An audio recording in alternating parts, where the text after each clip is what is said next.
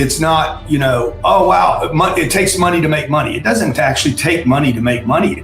So businesses fail for one reason and one reason only.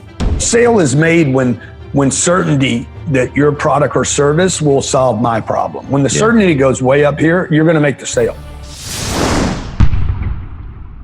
Need motivation? Watch a top 10 with Believe Nation. Top 10, I got a top 10. Got my motivation high for my top 10. Gotta learn from the wise women and men. All my life, like 9 to 9. For my top 10, top 10, 9 to 9. This one's for my top 10.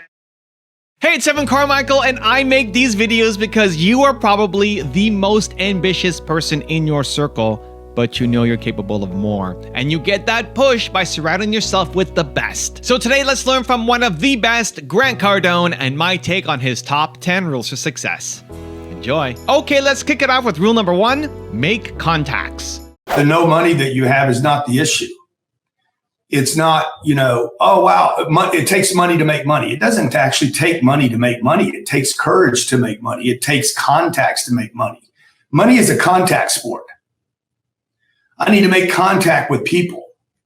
Okay, it's not about skills. It's not about education. It's not about personality. It's not about tricks. It's about contacts. The more contacts I make, the more chances I have. And, somebody asked me recently, said, hey, would you rather 1 billion friends or $1 billion? I said, dude, give me 1 billion friends. 1 billion friends is worth at least $5 or $10 billion. $1 billion is only $1 billion. And if I can actually go make contact with 1 billion people and get them to trade money with me, just 5% of those people gave me $100 because I traded some service that was worth 1,000, I'd be worth $5 billion. So you see, most people don't understand the math of money. And they think money is about numbers. Money is not about numbers. Money is about people. Rule number 2, build certainty. Sale is made when certainty that your product or service will solve my problem. When the certainty goes way up here, you're going to make the sale. When the certainty drops, okay, which is, I don't know if I have a job. I don't know if I have money. I don't know if my company's going to make it. I don't know what's going to happen. I don't know if I'm going to get sick. There's so much uncertainty now that the consumer no longer believes in themselves or their company. So the salesperson or the company today has to ensure, not just reinsure, but ensure the certainty of the consumer. And you have to be skilled now. This isn't going to be just about creating a landing page and an offer, unless you're selling masks. Rule number 3, prioritize cash flow. We buy real estate that cash flows. So some of what people want to show me here, I'm like, is there any cash flow? I'm always buying cash flow. So I'm not buying possibility. I'm not buying, okay, we're going to speculate and make a bunch of money here. Does it cash flow next month? Because I want cash flow. Cash flow is the holy grail of a business. It's why people, the great real estate investors, or even the great stock investors or company investors, typically invest in cash flow companies. Warren Buffett is famous for everything cash flows. Rule number 4, believe in yourself. I've noticed in the past also you've talked a lot about discipline with money and how key this has been. I mean, can you talk to me more about that? Because obviously, what you've needed to pay to have success and financial freedom, because I guess everyone will see the wealth and the spending, but what price have you needed to pay? Yeah, look, the price I had to pay was not to be broke and not to make excuses and not to feel sorry for myself and not to be a victim. The fact is, on this planet, if you don't have money, you're in trouble. Now, I know some of your audience, this message kind of just grinds out the individual because you're struggling with money. And you're like, oh, money's not all that. I'm not talking about watches and planes and big houses. I'm talking about having enough money that you have confidence in your ability to get up in the morning and say, hey, I can take care of the people I love. So I'm not talking about all the flaunting stuff, right? I'm talking about knowing within yourself, drop me off anywhere in the world. I just finished a project. It's going to be on TV in January. Discovery Channel says, hey, we're going to give you $100 and drop you off anywhere in the country. Can you turn it into $1 million? I said, where are we going? Where are we going, players?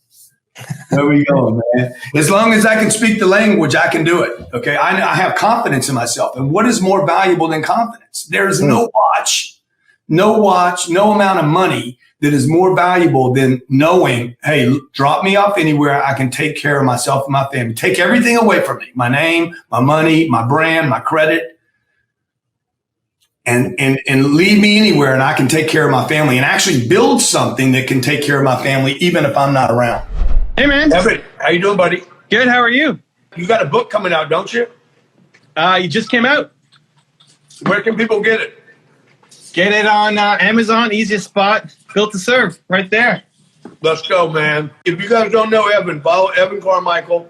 He's got a new book out, Build to Serve. Go grab it today at Amazon. Just a good dude right here. Rule number 5, learn sales. Let's talk about when you started working for yourself, Yeah. because you know most small businesses fail in the first few years, Yeah, 1 to 3 years. Yeah. That most don't make it. Yeah, I mean, there's a lot of different numbers out there about that. Like 50% of all businesses fail after by 7 years. The truth is, they were failing in the first 6 months. Okay, what do you think they did wrong? They don't know how to sell anything. I mean, Okay. you go to Harvard, Yale, or MIT, they're gonna, if you do studies, the reason they were undercapitalized. Okay, look, this is completely ridiculous what they're telling you. Okay, you don't capitalize a business and then run out of money. That's not how you do a business, right? This is how Wall Street does a business. They rip people off. They basically go, most companies developed by Wall Street or in Silicon Valley are complete rip-offs of the investors. You hear about the Netflix that made it. It might not still make it. It's still a negative cash flow business because they don't know how to sell their products fast enough, in quantities big enough, and at prices high enough to basically fund the future. So businesses fail for one reason and one reason only, because you can't sell your products fast enough, in quantities great enough, and at prices high enough to sustain the business. Yeah. Thus, Harvard says, they ran out of capital. Yeah. Why? Because they didn't sell their products. So if you can sell products fast enough, at quantities great enough, Google's a company you don't consider a sales company. Google sells products in quantities that are giant. Yeah. At profits margins that are high enough. Rule number 6, choose to move up. When did you first start on like the foray of entrepreneurship? When did you stop working for somebody, moved onto your own thing? What was that? Was it real estate? That kind of? Yeah, no. So the car dealer that I worked for 7 years fired me. It was kind of a mutual firing thing. And I went out and looked for another job. And I was either going to go sideways, meaning I was going to go horizontal in my job, or I was going to go up. And I had two choices. One was horizontal, just move to another position in another company, or kind of like what we're going through right now, pivot and move up. Rather than take a loss and go sideways or down, I decided to take a bigger challenge, something that was scarier, which was speaking, working for a training company. I was 29 years old, went to work for this training company. I did that for 2 years. And then when that expired, that came to an end because of the company. And I went and started my own company. So everything I had done prior to that point, the selling, the sales, the firings, the losing positions, drug addiction that I had for 9 years in my teenage years, to working for this company, exhausting myself, working for a company that really didn't have long-term plans, was all preparation. The good, the bad, and the ugly of it was preparation for me to start my own business when I was 31 years old. Rule number 7, keep learning. Explain how you went from a salesman who was in it and hated it Yeah. to then, you moved on and became self-employed, and then you were speaking about sales and you're like Yeah. a sales expert. So Yeah. that's what, 20 years in between or 10 years? Yeah, no, there was What's the timeline? maybe 25. By the time I'm 26, I'm the top 1% of all salespeople in the auto industry.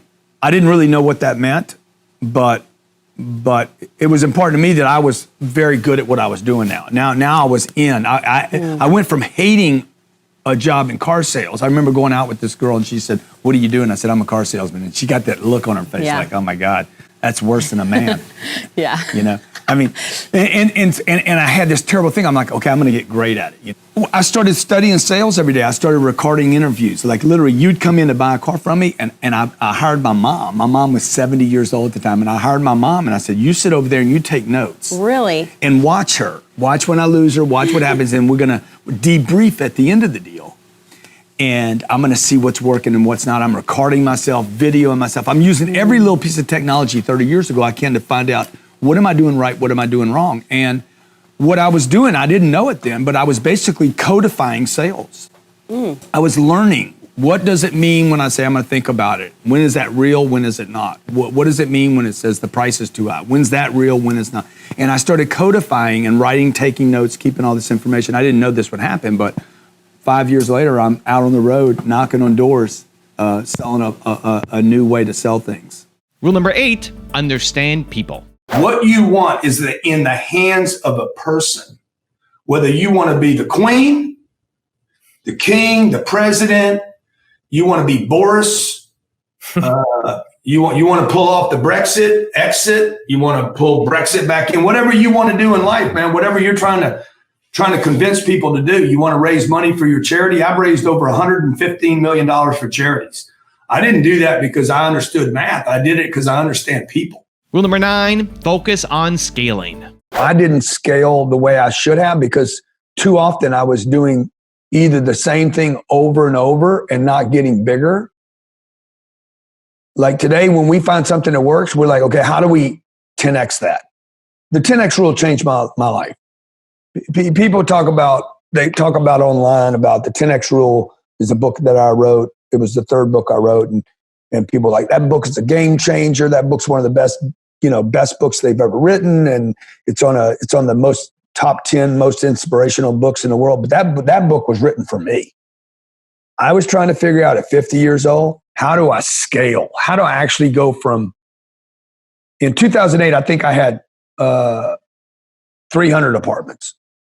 Well, I had 160 apartments when I was 35.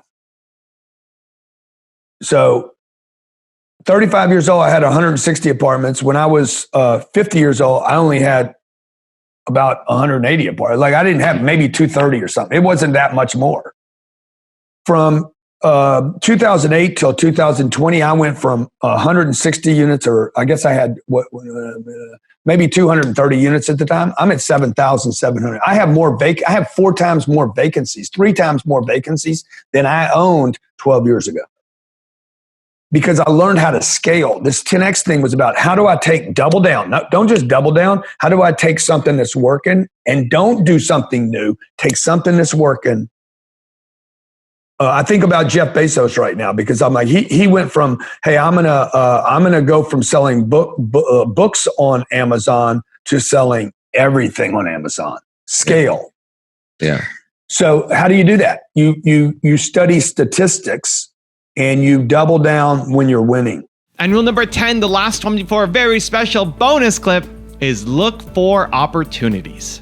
People should be looking where they go. They should be looking for opportunity before anything else.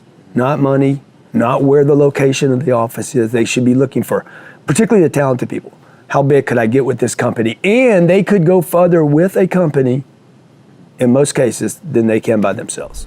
Now I've got a special bonus clip that I think you're gonna enjoy, but before that, it's time for the question of the day. I wanna know, what was your single biggest takeaway from this video and your plan of action for the next week? When you watch something and get motivated and just get inspired, you have a 35% chance of actually following through. But when you get motivated and then you actually create an action plan for what you're gonna do, you increase it from 35% to 91% chance of you actually following through. And when you share your plan publicly, that jumps to 95% chance of following through. So I want that for you. I want to know your single biggest takeaway from this video and your plan of action for the next week. Put it down in the comments below so I can celebrate you.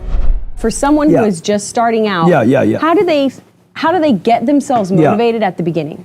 Well, you got to show up. I mean, in the beginning, I just had to show up, even when I didn't have faith. I had to show up this morning. I didn't want to come to work today. You didn't? No. woke up. I'm like, man. That's comforting to me that there are days that you don't Sabrina's want to do it. laying next to me, and she's like, I don't want to do drama class, and I'm playing games with her, and we're making up words, everything that starts with an S, and I'm like, man, I'd just like to stay here and just hang out with her. Yeah. Not even have her go to school today, and we'll go fish for a little while, and then I'm like, okay, put your feet on the floor, dude, go take the shower, go do the deal. Dude, show up. Even if your eyes are bleeding, even if you don't know what to do, keep it simple. Show up. Okay, show up, something will happen, and just do the simple things. And for me, the simple things are always this. Call a customer. Okay. Call somebody you want to be a customer. Call somebody you need to meet. Call me. Call somebody that will support you.